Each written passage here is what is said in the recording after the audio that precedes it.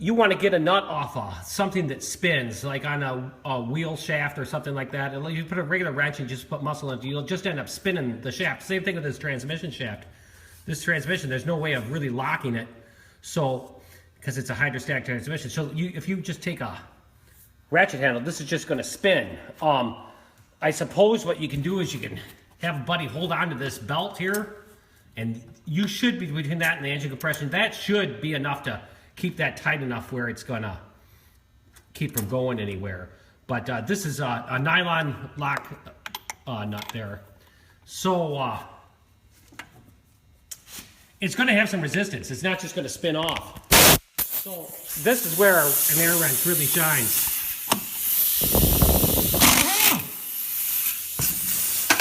See, it came right off like that. So yeah, an air wrench is probably one of the first things you want to do when you start increasing your tool arsenal. And then after that, then this fan, it just comes right off, and that hex head just fits right over the pulley. And so now I'll show you how to take the belt off here. All right, I got the new pulley on, and I just want to tell you, I just didn't have enough hands to show you. All right, I videoed this about 34 times. Every time I didn't have the record button on. I'm so sick of doing it. But there's a pulley right here. There's a carriage bolt that holds the pulley on. Underneath, you see I got a ratchet wrench on there. Right in that area there, you see the shiny chrome thing. There's a 15mm nut on that. If you have the wrench in the tightened position, you pull on that wrench, that will unload the pressure on this belt. And I'll kind of show you what I'm talking about. See the belt moving there? Now, if you're doing this alone, when you remove the old pulley, remove it, the pulley, belt, no, don't try to take the belt off the pulley. Just take that tension off and pick up on the pulley and the belt and take them off together. And the exact same thing in reverse when you're putting on the new one. Put the pulley and the belt on together. In other words, put the belt on the pulley first, then slip the pulley over the shaft while you have the tension taken off while you're pulling on this wrench. This is a good deal where you have a buddy helping you. It really helps to have someone else pulling this wrench while you replace that pulley. Now, once you got that done, you got the new pulley in, it's time to put on the fan. And the fan just goes on there, it slips over that part that looks like a nut welded to the pulley.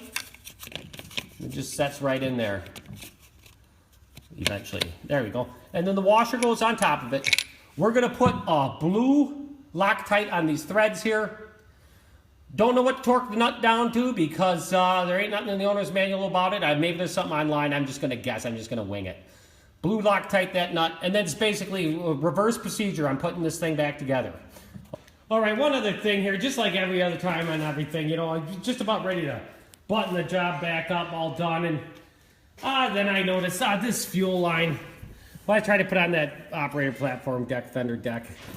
This fuel, it's just full of cracks. And it's just a big enough pain in the ass to pull that fuel line off. See that cracks in that? I know that's just on the outer sheathing, but 20 years old. So it's easier to replace. Maybe I wouldn't worry about it, but there is also a safety issue. Look at that. So I'm going to replace that. What tip can I give you about this?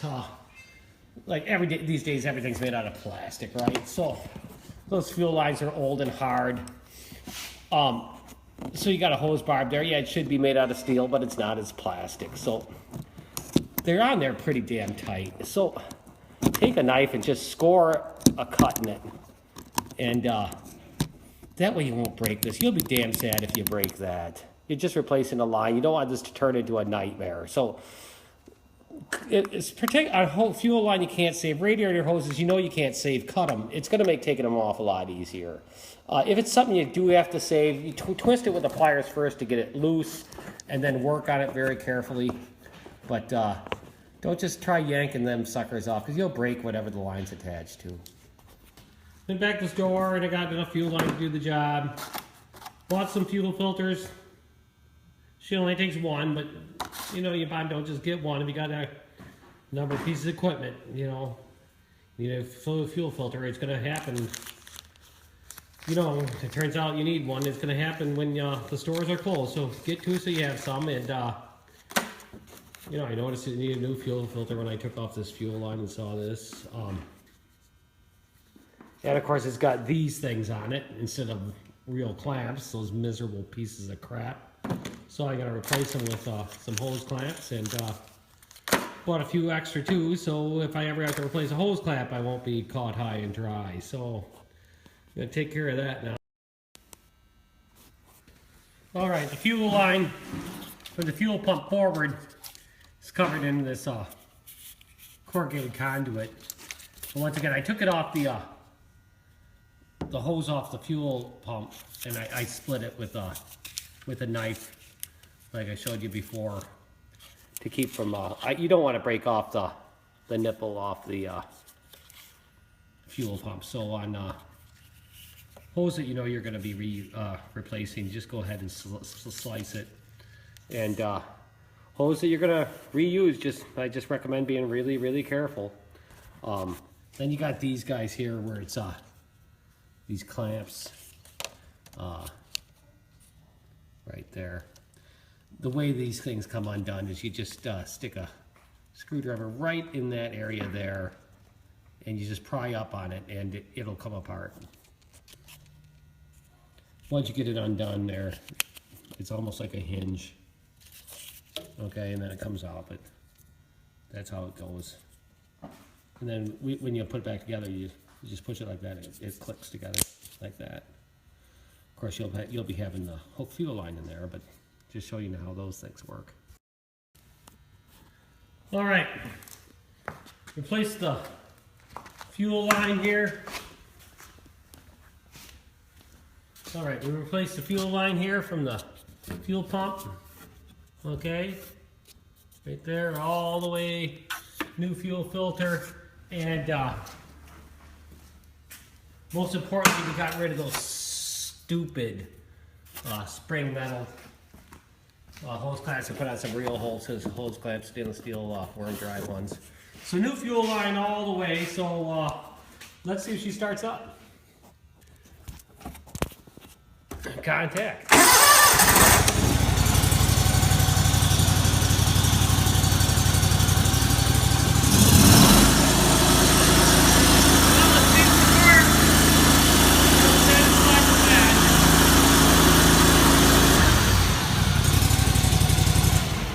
Now we'll shut her down, and I'll put on the operator plate.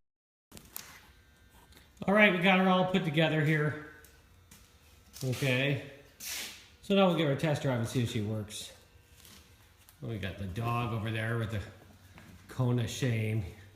He just got his nuts taken out today, so he's not moving all that fast. Let's just see how this thing works here.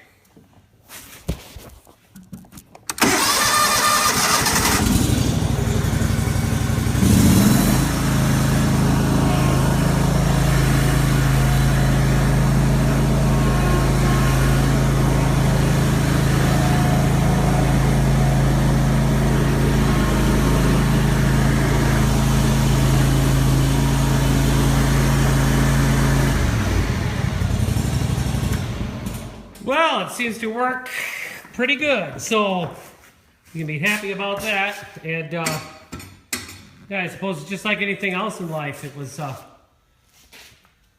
you know, it was a little bit harder, a few unforeseen difficulties, a few unforeseen costs, but once it's done, it's another victory you can put in the win column.